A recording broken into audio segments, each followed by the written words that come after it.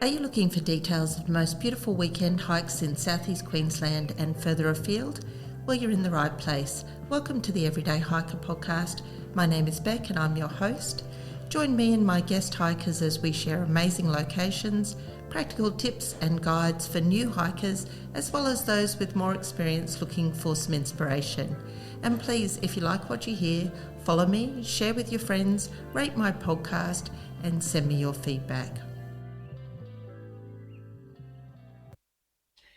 Hi everyone and welcome back today. I have a special guest with me. It's very exciting because I'm off-site. I'm at K2 Base Camp in the Valley and I'm with Bam da Silva, who's one of the owners of the store. And we were just talking before and he said the store has been here since 1989. So that is really something special in this day and age. So welcome Bam and thank you very much for having me. Yeah, thanks for coming in. No problem at all. Now, today I wanted to do an episode on overnight hiking gear because I see so many questions on Facebook. I am asked questions myself. When I'm starting out, everybody's looking for overnight hiking ideas for a start, which I'm also going to do an episode on. But I thought first let's start with the gear to make sure that you had all the right stuff to take out with you. So Bam is very kindly going to run us through some of the basics, what's important. So we're not going to look at specific brands. We're going to look at what's important and what are the very basics you need to go and spend a night out. And we're talking about bush camps here, aren't we? We're not talking about all the facilities. Yeah, we're talking about bush camps. Otherwise, you can just go to a big four and take your 4-wheel drive and your big tent. Yeah, bush camping, somewhere only accessible by foot, ideally.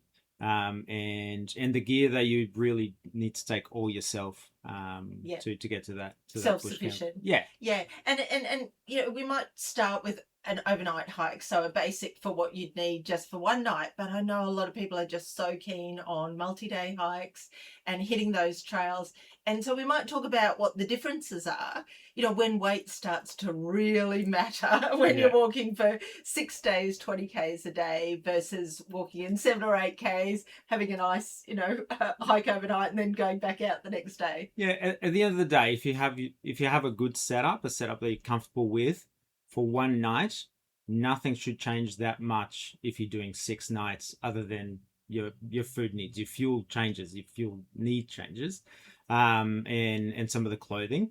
Otherwise, what you need for one night, you're going to need every night. You're basically just doing an overnight hike every day for 6 days. Yeah.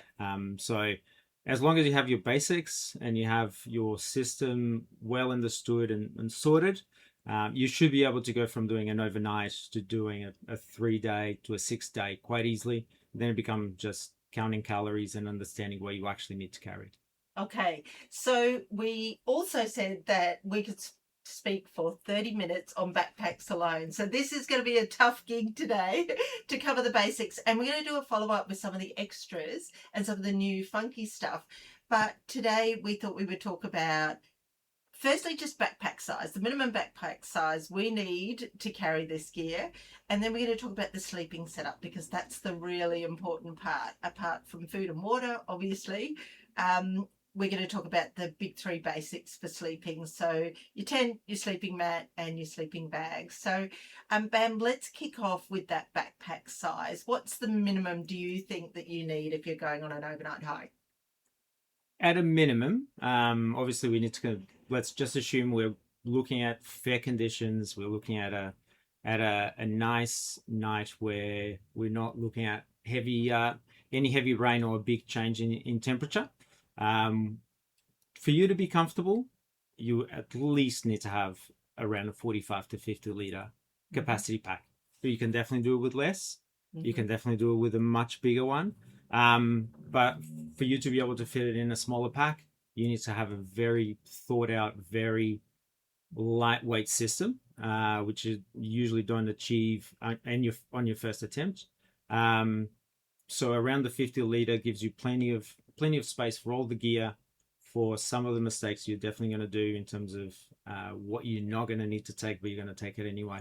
That's like any travel, isn't yeah, it? exactly. Yeah. And also budget. Obviously, for the smaller you go, the more expensive it usually gets. So we like to say in store, the more you pay, the less you take. And it's very much the same way when you are overnight hiking. When you want to reduce your weight from your sleeping bag, your sleeping mat, and to cut the bulk, it usually comes at a price. And therefore, for most people, a 50-liter capacity pack is going to be able to do an overnighter, but at the same time is going to be able to do a 3-day hut to hut quite easily. So it becomes a very relevant and a very versatile size pack to have. So you'll end up going back to it quite often. And I know from my own experience that carrying more than sort of 15 kilos starts to become cumbersome. So, as you said, the challenge is, less weight's going to be more expensive, fancier gear. But 15 kilos, do you think that's about the mark that you want to aim for? I know a lot of people, we were talking before about my last podcast guest who said, don't carry your fears. Everybody overpacks, and before you know it, they've got 20 kilos. And that's starting to get really heavy. Yeah, you should be able to do an overnight hike with a lot less than 20. I would say even less than 15. One big differential there would be, do you have access to water at your campsite, for example? You could be saving yourself a considerable amount of weight if you don't need to carry water for the walk in, the night, and the walk out. So yeah, little things that you need to prepare, need to do your homework before you go.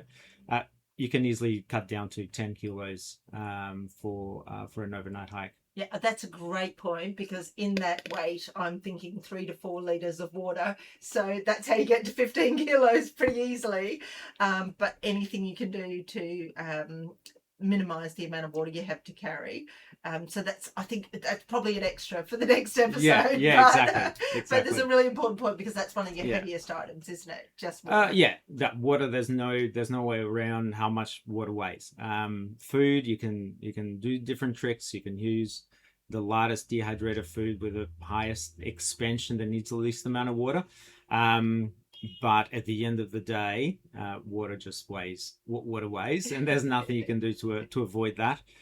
So 15 with considering 3 or 4 liters of water easily, but you can cut down that more if you have the right gear and do the right preparation. And knowing that you can have access to water, like Wes said, in the Rum Jungle, sometimes you do have streams, sometimes you don't. You need to prepare for the worst case, which is never let yourself in a position to not have water when you get to camp. Because if you then need to go and look for water, at least you're hydrated to go and look for it, not desperate for water when you get there. So yeah, absolutely. You just simply can't substitute it, can you? Exactly. Water's water. Yeah. All right, let's kick off with a tent then, because I think it's one of the things that people agonize the most over. And I think one of the things with overnight hiking is that when people see the size of the tents, to keep that weight down, they go, oh my God, how do I fit in that with my pack? So do you want to talk about tent size, what's important in a tent, those features, keeping your pack inside? Wes also spoke last week about bush rats and things like that. So people want to be inside the tent. So except for their food. Yeah. Easily. For most part, a one-man tent, even if you're thinking of a solo trip, a one-man tent is very much a expert's choice. I would definitely recommend someone that's just getting into overnight hiking always be looking at something more than a one-man. Usually a two-man tent makes a perfect one-man tent, and the three-man tent makes a perfect two-man tent. You want a little bit of space. You want a little bit of space for your things. You want a bit of space to move inside the tent. If the weather is not good, you want to be able to do some cooking, either on the vestibule or at least be able to eat in the tent. If you're stuck, maybe even playing cards inside the tent. Definitely a counter take a bit more weight, but that weight translates into much more comfort when you're actually on the trail. Mm-hmm. And what's the most important things? Like, what's the basics you need in a tent? And I'm thinking here, it gets contentious with ground sheets and flies, for example. Mm-hmm. So the actual, shell of a tent won't weigh that much, or pegs as well. So let's talk about those things. Yes, if I was recommending someone that is not overly experienced or again hasn't mastered their setup, Because once you master your setup, whatever choices you make are your own choices, and you know how to face conditions with those setups. That could be one of our staff members loves hammocks, and he will always sleep in a hammock. I wouldn't even know where to start to do that, other than waking up feeling like a banana. But he loves it, and it's one of those things. For me, I think the essential is a tent that is easy to set up. So you're not getting to the trail and figuring out how am I going to set this up. Easy to set up. Does have a rain fly, so you can keep your tent a bit more protected, because even if there's dew overnight, you're going to wake up to a wet fly. A strong floor usually it's good. A ground sheet is important if the terrain is rough. It's not essential, but with thinking longevity of the tent, you can easily replace a ground sheet. You can't replace the floor of your tent. You can only repair it over and over again if need be. So those little things, we're just thinking of the future and safeguarding your gear. So the more you safeguard it, the more that investment comes back to you, and the cheaper per night the tent becomes. I usually say a dome construction that you can easily set up that is fully freestanding, or at least semi-freestanding. It's going to be your best, easiest setup. Minimum of six pegs for your tent, one for each corner and one for each vestibule. If it's not windy, you obviously can get away with even with just 4 or less, but never go too light on anything that looks like it's going to be a part of a system, one integral part of a system. At the end of the day, again, if you know your setup, you'll get there, but not in your first. Make the mistakes in the first few times. Yes, carry a little bit too much. Learn from what you didn't use, why you didn't use it, and understand what changes you can make for next time. So let's talk about longevity, because a tent can be a minimum or quite a large investment, depending on how fancy you want to go. How many uses would you expect that the average tent's going to have? So you can start to think of it like a per night cost, if you like. Yeah. You know, instead of an Airbnb, you're going to pay $20 a night for your tent. Yeah. It really depends on the sort of terrain that you're facing. For example, if you tend to hike inland a little bit more, where the tent is going to be exposed to high UV for long periods of time, your tent will actually start to degrade a lot quicker. Not because it's exposed to rain, but actually just the UV from the sun can actually perish the polyurethane quite quickly. So it's something to take in consideration. And the glues and the seams. The worst thing that you can do for a tent in terms of durability, actually not using it enough. It's go for a hike, you spend money on, let's say a $300, $400 tent, and you take it out on a hike, you finish in the next morning, you pack it up, the fly might have a little bit of dew, might be a little bit wet, you pack it back in its bag, and there it stays for the next 6 months until the next time it comes out. You might get away with that once or twice. By the third time, you'll realize that the tape is all peeling out, the fly is sticky just because the materials are breaking apart from exposure to water. So maintenance and good care for your tent is number one to make it last longer. And that ultimately, caring for your gear, it's going to be the biggest thing you can do. Yep. So hang it all out to dry, pack it away. Yeah, absolutely. Properly. Yeah. Okay, that's great advice. So we've got the basics of a tent, sleeping mat, the next one. And I was just saying before, watching a video of somebody who had half one of the old foam mats, and that was their sleeping system for a long trek. I can't imagine anything worse. What are you going to have to give up here in terms of comfort, or you're going to have to spend a bit of money, I'm assuming? Yeah, you're definitely going to have, if you want comfort. The good thing is, as long as you can keep air inside a mat, you're going to be more comfortable than sleeping on the floor. That's number one. So you can get away particularly in fair weather. Say we're hiking in Queensland in the shoulder season. It's a nice overnight temperatures are not dropping into single digits. You can easily get away with a non-insulated mat from many of the brands that we have available in Australia and be very comfortable. It'll pack small, it'll weigh roughly around 200 grams, probably going to cost you less than 200 even $100. Depends on where you go. It's going to get the job done.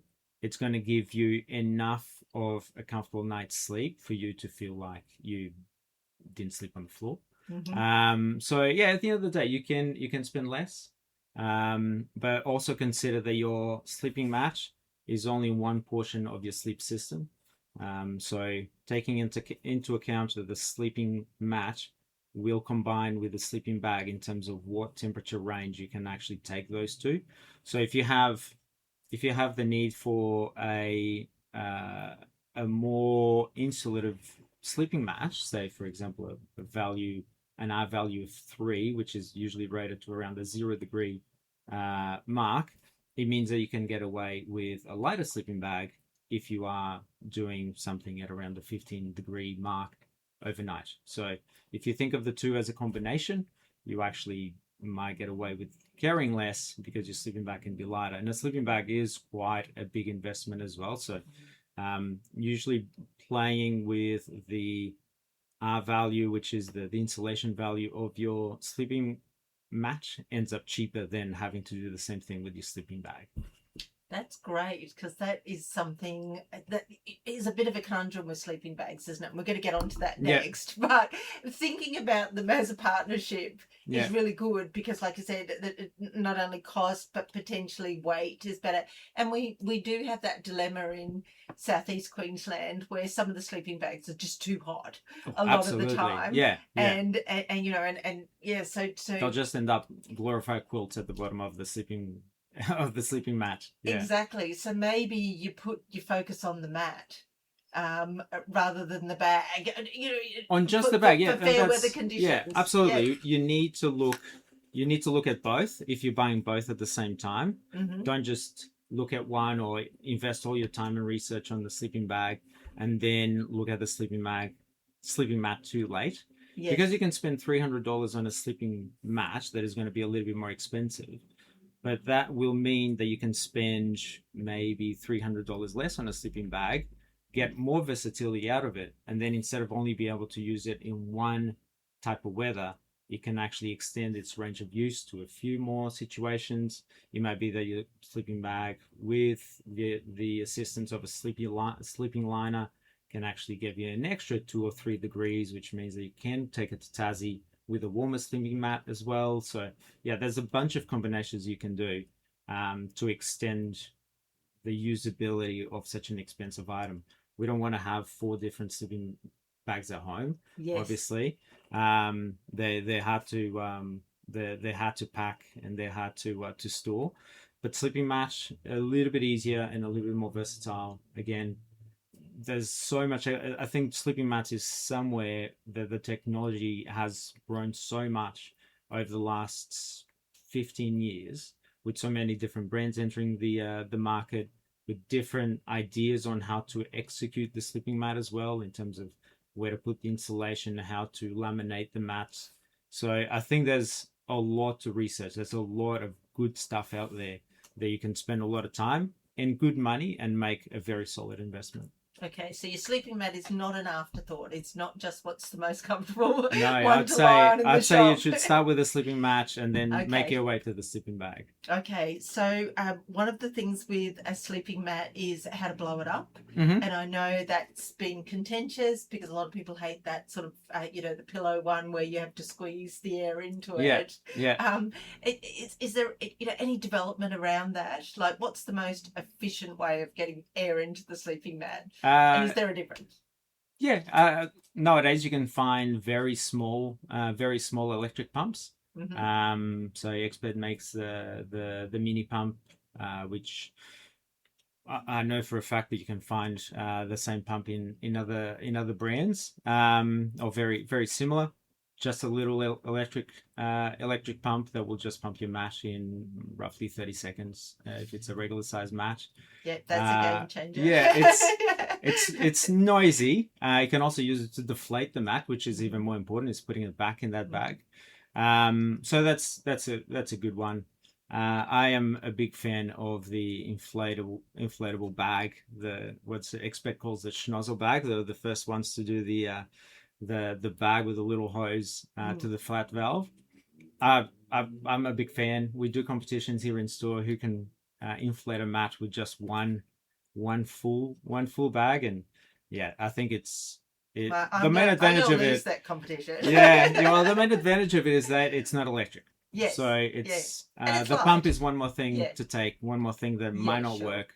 The schnozzle bag fits inside the bag with a mat, so easy to store and hard to forget as well. Yeah. But yeah, ultimately, don't use your mouth. Putting moisture into a mat, particularly if it has insulation, is just going to reduce its life. So yeah, either a small electric pump or a what they call Expert calls a schnozzle mat, but basically a mat with a little hose, a bag with a little hose. It's a reason to come in store to learn how to do it, because there's definitely an art to it. Yeah, there's definitely an art. You can definitely go on YouTube and see some good videos, but Yeah. if you come in, we'll show you some good tricks tips. on how to do it. Okay, that's really, really fascinating on the sleeping mat. So might have to look at my own. Okay, sleeping bag. So that's the one that people really do put a lot of store into. Yeah. And is their really expensive item.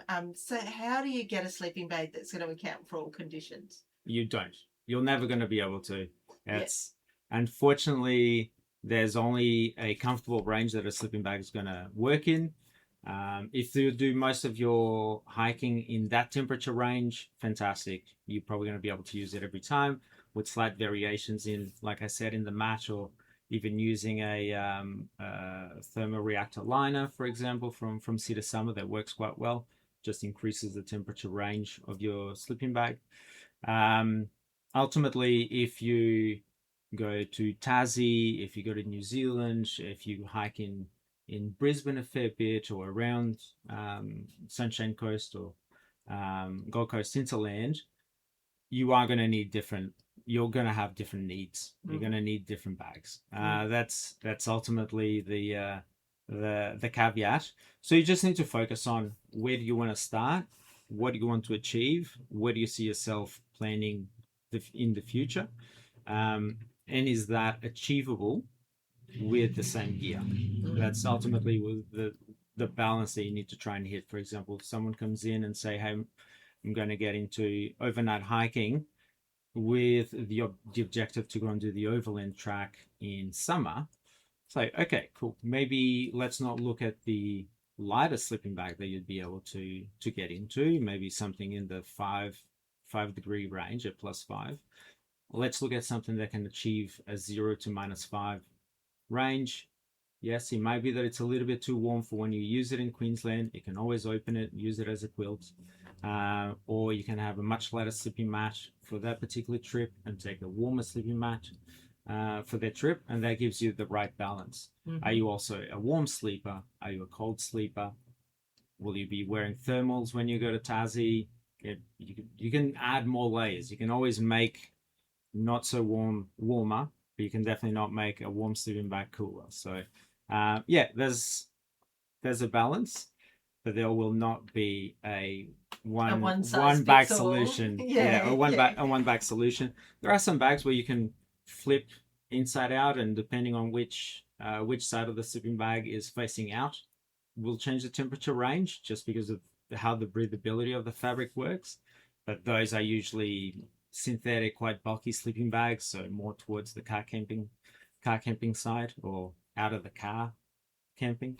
But yeah, that's ultimately, you're going to have to make a decision that suits you for the now, and then look at what the future holds, because your priorities might change. What you actually end up doing might change. Yeah.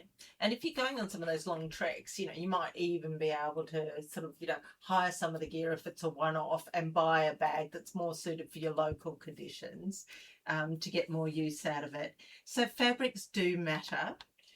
what's the current thought on what's the best material in a sleeping bag? Very good question, and I assume you're referring to the insulation on the inside of the sleeping bag. Rather than the outer, Yeah, absolutely. yeah. Hands down, obviously, there's the two main materials that we're going to be looking at are going to be synthetic and are going to be animal derivatives, such as down. And between the two, there's very good benefits on why to choose a synthetic sleeping bag, but there are also great benefits to go for a non-synthetic sleeping bag, either with duck down or goose down. Ultimately, if you think that you're going to be somewhere where your sleeping bag might get wet, go for a synthetic sleeping bag. That could be because you're doing the Noosa River, or you're doing a lot of kayaking, and you're sleeping close to water. Choose to have a synthetic sleeping bag because it is going to resist water a lot better. Down, once it gets wet, loses its ability to insulate. So down. Synthetic fabrics don't do that. So yeah, if it gets wet, it's better. If you're going to be very rough on your gear, say if you're going to sleep on the side of the mountain, and just going to bivouac on granite, for example, a synthetic sleeping bag is going to be a lot rougher, a lot stronger to survive that. Particularly because if you tear the sleeping bag, you're not going to have feathers flying flying everywhere. So yeah, so that type of situation, if you find that you're going to sleep with a lot of compressed fabrics, or because you don't have the space, again, synthetics are going to be better. For ultimate weight to warmth ratio, down is unbeatable, particularly goose down. And the higher the loft, the better. And that obviously comes at very high cost, depending on the quality of the down inside that sleeping bag. And yeah, there's not been any development that has taken us away from that. I know that there's been some companies attempting to create a synthetic fabric that plumes the same way a down fabric does, and I remember trialing this close to 10 years ago at Mount Designs with some synthetic fabrics, and they just didn't work, unfortunately. There's a few attempts, but you always need to mitigate movement on those fabrics, and it ends up too expensive or too heavy. So unfortunately, as long as down is a byproduct of other industries as well, I guess it is a less of a concern. Okay, so I'm conscious of the time, and I knew this would happen. That we've got so much to talk about, we'll run out of it. But let's take those three items. I want to ask you about two things, and I know there's so many variables. Ideally, though, what would the combined weight of those three be in terms of accounting for the weight in your pack? What are we aiming for? 5 kilos, 7 kilos? Like what do you really want to if you aim can for? if you can get everything at around the 5 kilo mark, you're doing very well. You're doing very well from a perspective of quality of the product that you got, and also versatility. And that's obviously making very rough assumptions on what you can get in that 5 kilo mark. At 7 kilos, it's still not the end of the world. You probably had to go for something a little bit cheaper. Again, you're not convinced that if you're going to be doing for a long time. Times are tough. Obviously, budgets change. But if you can get it within that, that's plausible. Yeah, so 5 to 7 kilos is what you're really aiming for, so that it doesn't start becoming a burden. Yeah, we could lower that to close to the 3 kilo mark. Yeah. But yeah, it's going to come at a cost, and also conscious that you are going into very lightweight product that not necessarily is going to last as long. It's just going to be very, very light, very dedicated product. So one thing that I would really encourage anyone that is going on their first overnight hike or is exploring those options is never arrive at a campsite not knowing how to use the product that you have in your backpack. Always test the product at home, test how to inflate the mat, test how to deflate it, test how to set up the tent. What does the tent look like when you're setting it up? Does it have symmetric sides? Do the poles have different entry entry points or hooking points? Are there color coordinated tips in the poles? Does the fly fit in a certain way but not the other? Because when it's windy, the worst thing that you can possibly be trying to do is figure out in which direction does my fly go in. Yeah. Also be mindful that the coating on the outside of a fly is different from the inside, so you don't want to put it inside out. Yeah. So all those little things you want to practice before you go, and ideally you want to do it with a friend or someone that has already been out in the past and that can kind of guide you through those things. Is never take gear that has been untested or not tried before, because there might be an issue. Every mat from Expert, for example, test and tried and left inflated for 24 hours before it even leaves the factory.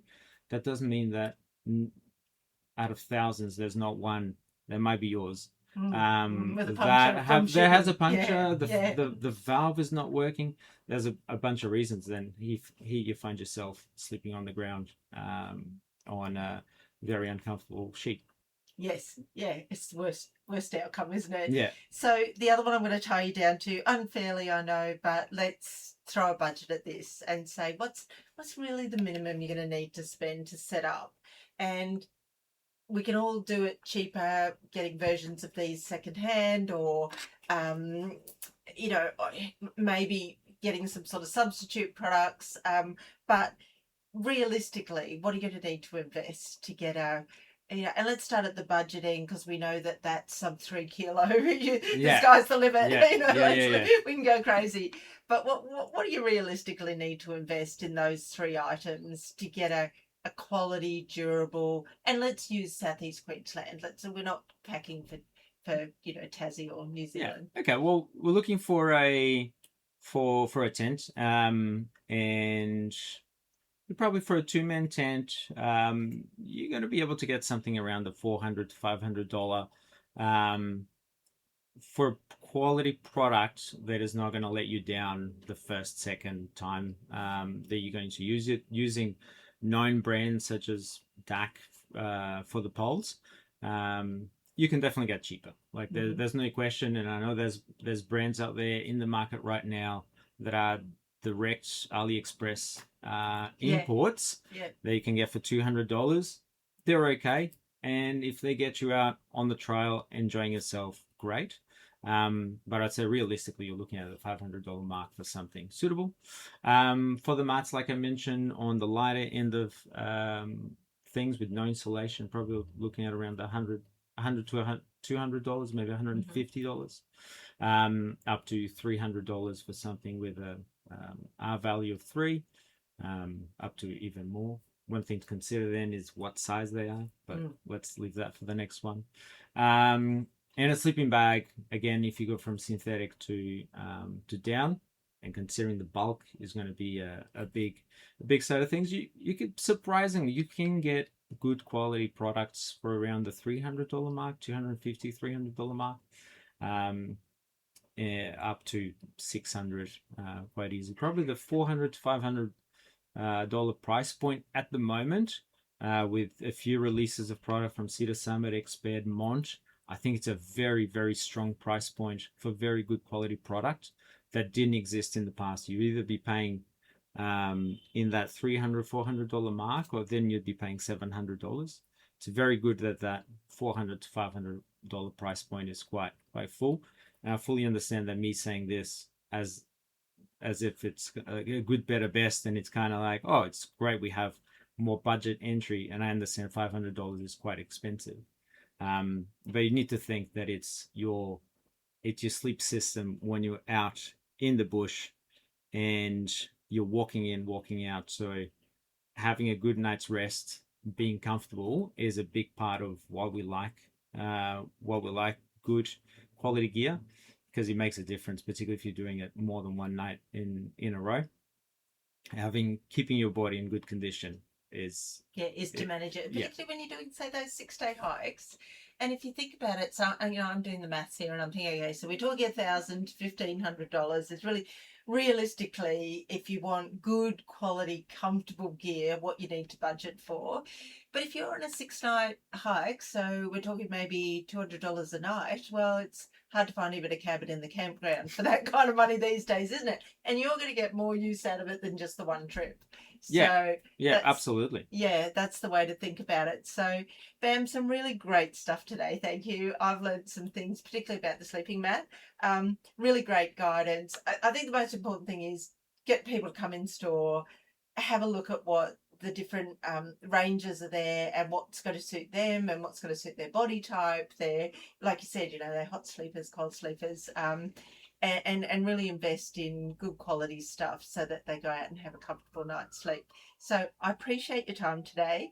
We're going to do a follow-up because we haven't even touched on cooking yet, have we? Well, we must absolutely do a follow-up for everything else that we still need to survive a night on.